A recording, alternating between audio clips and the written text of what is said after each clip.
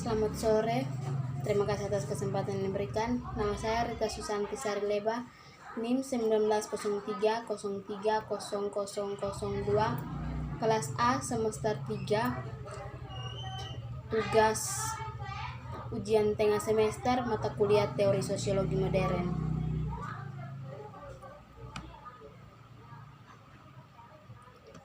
Paradigma sosial. Dalam sosiologi, konsep atau pengertian dasar tidak selalu sama. Hal ini berhubungan dengan pola pikir orang tentang hakikat masyarakat dan manusia. Untuk itu terdapat 3 jenis paradigma sosiologi yang dapat dipahami, yaitu paradigma fakta sosial, paradigma definisi, dan paradigma perilaku sosial. Paradigma fakta sosial adalah paradigma yang masyarakat dipandang sebagai fakta yang berdiri sendiri, terlepas dari persoalan apakah individu suka atau tidak suka.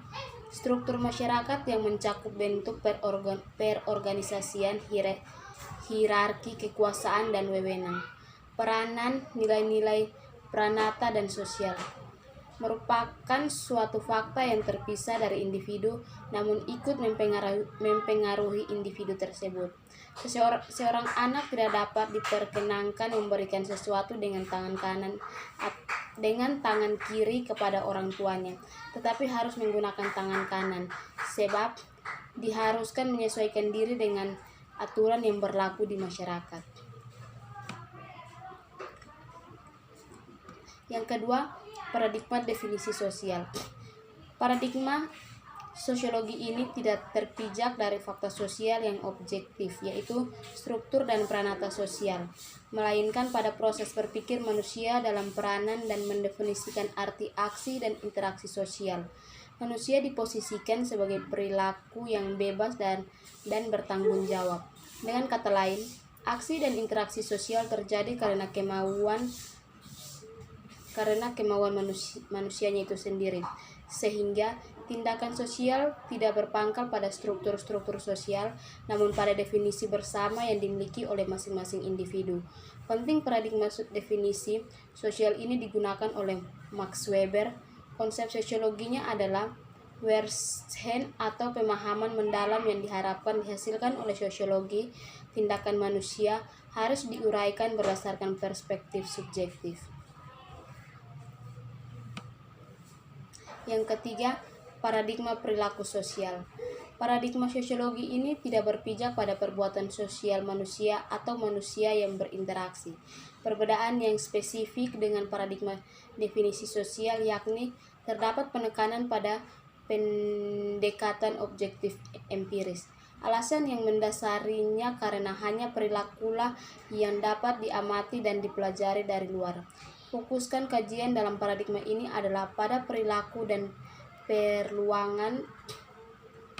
Manusia dipandang sebagai makhluk perilakunya dipengaruhi atau deterministik, sehingga bisa dimanipulasi melalui indoktrinisasi. Contoh penting paradigma ini adalah teori pertukaran yang dikemukakan oleh George Homans.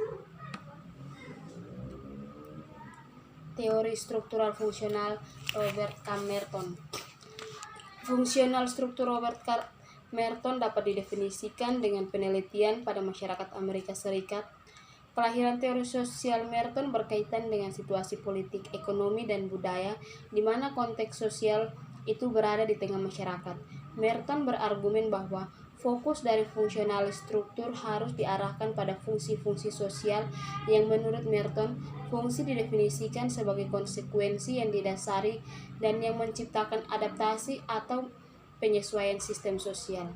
Akan tetapi terdapat biasa ideologi jika orang hanya memusatkan perhatiannya pada adaptasi atau penyesuaian.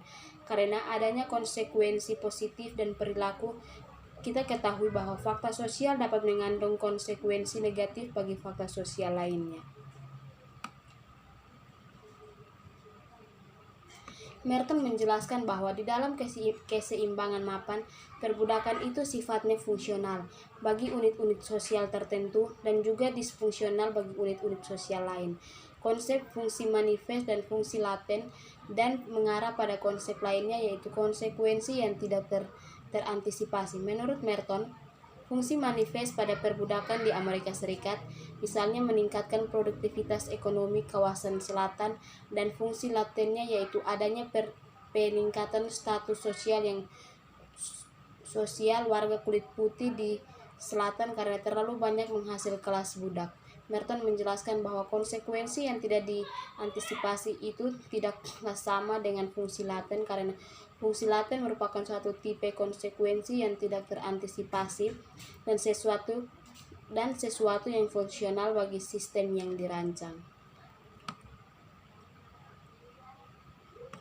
Teori fungsional struktural lainnya, fungsionalisme struktural sebagai suatu perspektif berbeda dalam sosiologi memperoleh dorongan yang sangat besar lewat perspektif yang berbeda. Dalam sosiologi memperoleh dorongan yang sangat besar lewat karya-karya klasik yaitu Emile Durkheim.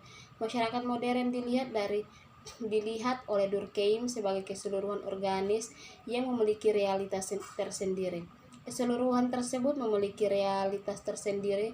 Keseluruhan tersebut memiliki seperangkat kebutuhan atau fungsi-fungsi tertentu yang harus dipenuhi oleh bagian-bagian anggotanya agar dapat keadaan normal dan langgeng. Tetapi fungsionalisme struktural muncul menjadi bagian dari analisis sosiologi pada tahun 1940-an dan mencapai kejayaan pada tahun 1950-an. Pada saat itu, fungsionalisme struktural merupakan teori standar yang diikuti mayoritas sosiolog dan hanya sebagian kecil saja yang menentangnya. Namun mulai tahun 1960-an, dominasi teoritik fungsionalisme struktural mendapat tantangan keras dan adekuasi teoritis semakin dipertanyakan.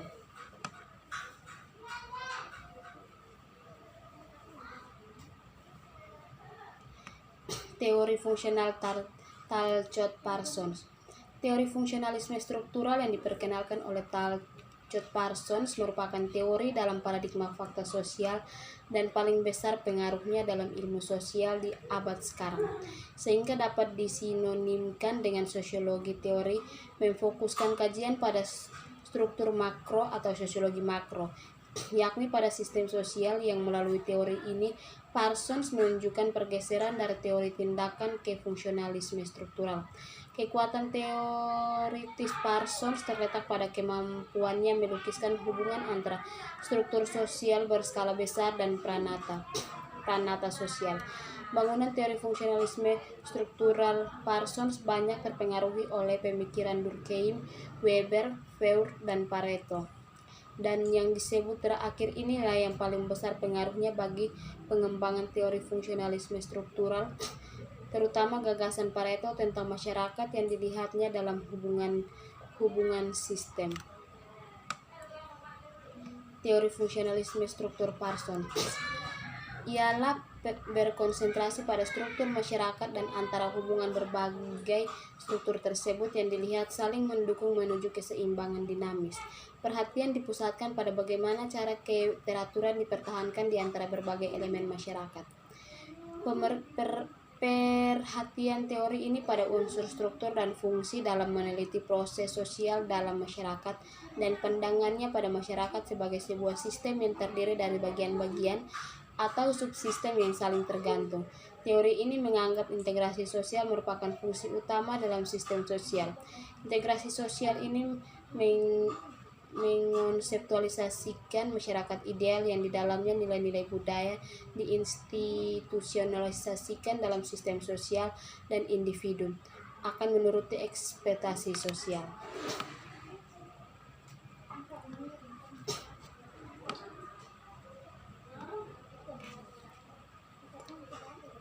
Menurut Max Weber 1961, hubungan sosial disebut sebagai konflik apabila sepanjang tindakan yang ada di dalamnya secara sengaja ditunjukkan untuk melaksanakan kehendak satu pihak untuk melawan pihak lain. Dengan demikian, konflik merupakan suatu hubungan sosial yang dimaknai sebagai keinginan untuk memaksakan kehendak pada pihak lain. Menurut Awe Hijau, konflik didefinisikan sebagai upaya yang sengaja untuk melawan atau memaksa kehendak lain atau orang lain sebagai sebuah proses. Konflik ialah kebalikan dari kerjasama di mana usaha sengaja dilakukan untuk menggagalkan kehendak orang lain. Menurut Agil, Konflik ialah proses sosial yang dimana individu atau kelompok mencapai tujuan mereka secara langsung, menantang pihak lain dengan cara kekerasan atau ancaman kekerasan. Singkatnya dapat dikatakan bahwa konflik mengacu pada perjuangan di antara pihak yang bersaingan, berusaha untuk mencapai tujuan, berusaha untuk menghilangkan lawan dengan membuat pihak-pihak lain tidak berdaya.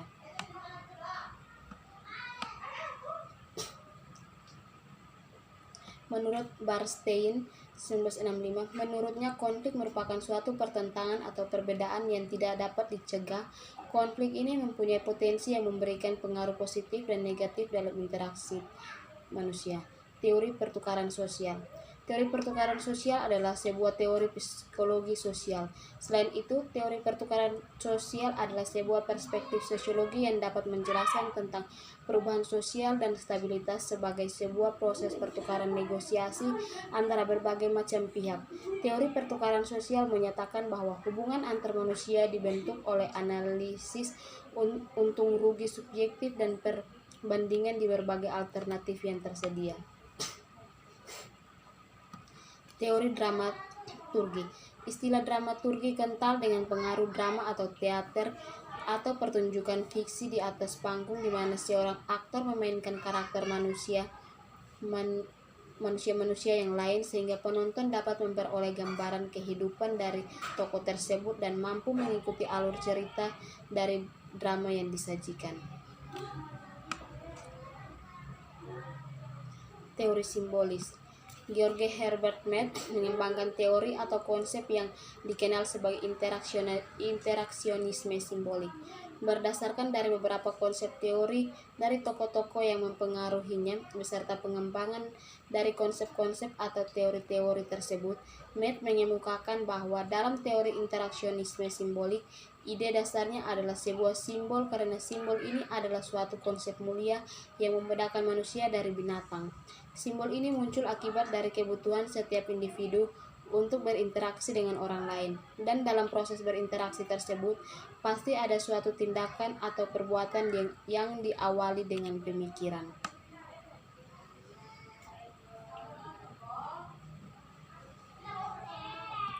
Demikian hasil penjelasan saya. Sekian dan terima kasih.